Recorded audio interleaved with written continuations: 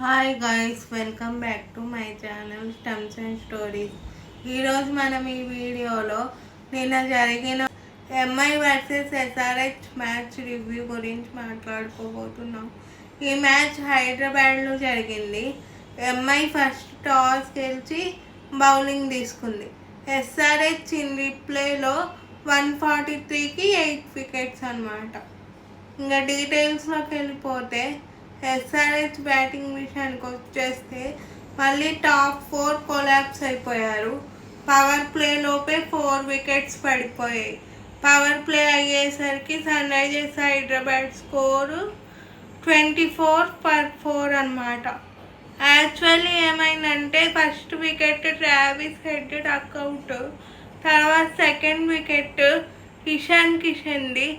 ఇక్కడే అసలైన story, game turn అయింది ఇక్కడే. అసలు ఇషాన్ కిషన్ తనంట తానే బయటకు వెళ్ళిపోయాడు. అసలు స్పైక్ కూడా లేదు అల్ట్రా ఎడ్జ్లో. తనకి సౌండ్ వినిపించిందో ఏమైందో తెలియదు కానీ తనే బయటకు వెళ్ళిపోయాడు. ఎంఐ వాళ్ళు కూడా రివ్యూ తీసుకోలేదు. దీపక్ చాహల్ బౌలింగ్లో వైడ్ అవ్వాల్సిన బాల్కి తను వికెట్ ఇచ్చేసి బయటకు వెళ్ళిపోయాడు. ఆ తర్వాత నెక్స్ట్ ఓవర్లోనే అభిషేక్ శర్మ వికెట్ పడింది. ఆ తర్వాత వెంటనే నితీష్ కుమార్ రెడ్డి వికెట్ కూడా పడిపోయింది. క్లాసన్ వచ్చి 71 రన్స్ కొట్టాడు 44 బాల్స్లో.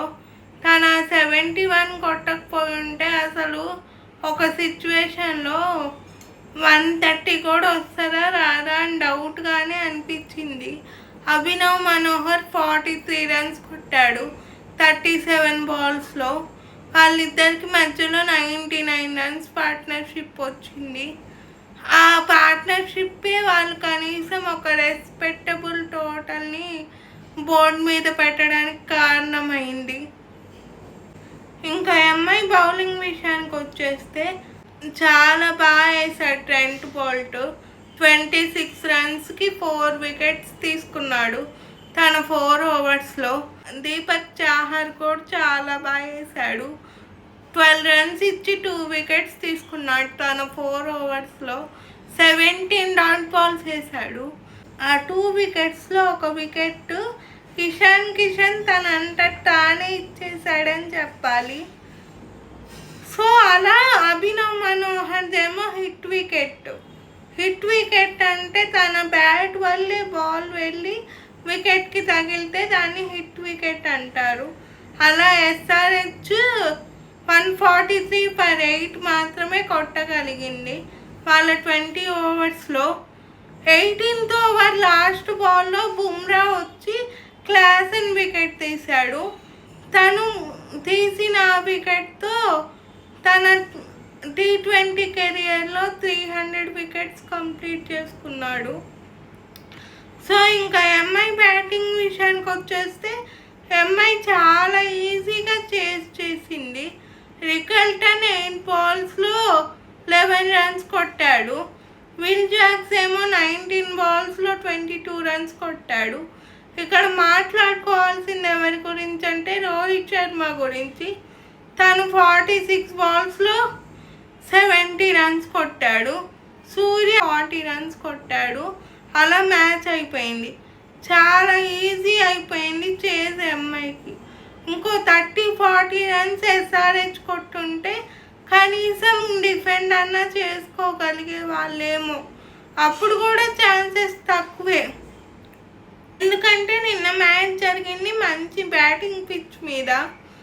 ఒక 200 కొడితేనే డిఫెండ్ చేసుకునే ఛాన్స్ ఉండేది. అది కాక ఎస్ఆర్హెచ్ వాళ్ళ దగ్గర షమి కూడా లేడు. అది కూడా ఒక రకంగా మైనస్ అయిందనే చెప్పాలి. కనీసం ఒక 1-2 వికెట్స్ అయినా తీసిచ్చేవాడు షమి. అంత మంచి రిధంలో లేకపోయినా రన్స్ ఇచ్చినా కానీ. అది కాక వాళ్ళు చాలా బాల్స్ వదిలేశారు ఫీల్డ్లో, సరిగ్గా ఫీల్డింగ్ చేయలేదు.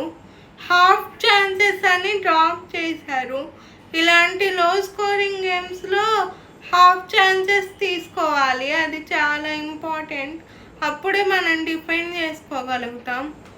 సో అలా ఈజీగా ఎంఐకి అది ఈరోజు మ్యాచ్ రివ్యూ. ఈ రివ్యూ కనుక మీకు నచ్చినట్టయితే లైక్ చేయండి. ఈ రివ్యూ మీకు ఎలా అనిపించిందో కామెంట్ బాక్స్లో కామెంట్ చేయండి. అండ్ ఎస్ఆర్హెచ్ నేను ఆడిన గేమ్ మీద కూడా మీ ఒపీనియన్ కామెంట్ బాక్స్లో కామెంట్ చేయండి. ఇంకా క్రికెట్ చూసే మీ ఫ్రెండ్స్కి ఈ వీడియోని షేర్ చేయండి.